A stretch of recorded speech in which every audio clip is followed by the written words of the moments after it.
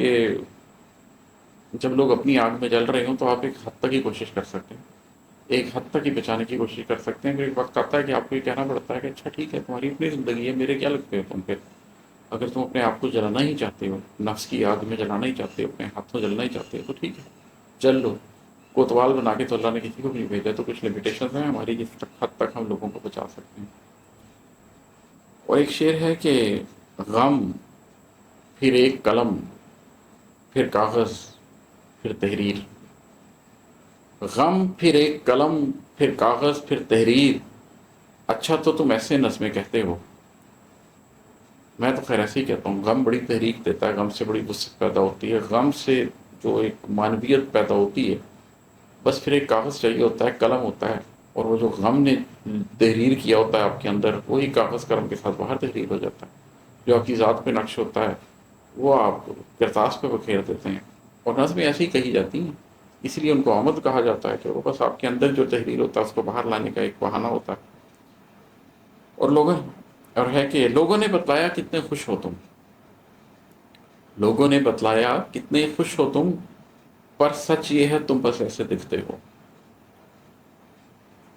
کسی اور شخص کی بات ہو رہی ہو جس کو آپ بہت اچھی طرح جانتے ہیں، یا آپ کی اپنی ذات کی؟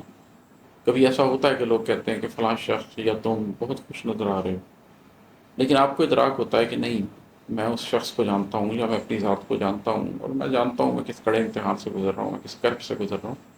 یہ مسکراہٹ تو صرف دکھانے کے لیے ہوتی ہے، یہ خوش نظری خوش نظر آنے کے لیے ہے، اندر کی اداسی کو چھپانے کے لیے ہے۔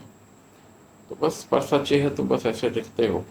اور ہے کہ چارہ گر سے پوچھ رہے ہو اپنا پتہ، چارہ گر سے پوچھ رہے ہو اپنا پتہ، اپنا گھر بھی یاد نہیں رکھ سکتے۔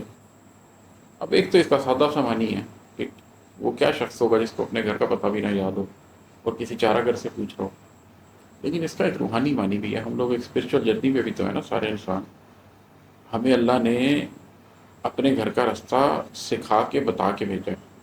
ہم سے جب یہ عہد لیا گیا تھا کہ کیا میں تمہارا رب نہیں، اور ہم نے بالکل کہا تھا کہ یقیناً آپ ہمارے رب ہیں، ہمیں اس وقت شناخت کروا دی گئی تھی کہ ہماری اصل منزل کیا ہے، ہمارا اصل گھر کیا ہے۔ اس دنیا میں ہر شخص نیکی اور بدی کا مکمل تصور لے کر آتا ہے، عبادت کا ایک مکمل تصور لے کے آتا ہے، خدا کا ایک مکمل تصور لے کے آتا ہے۔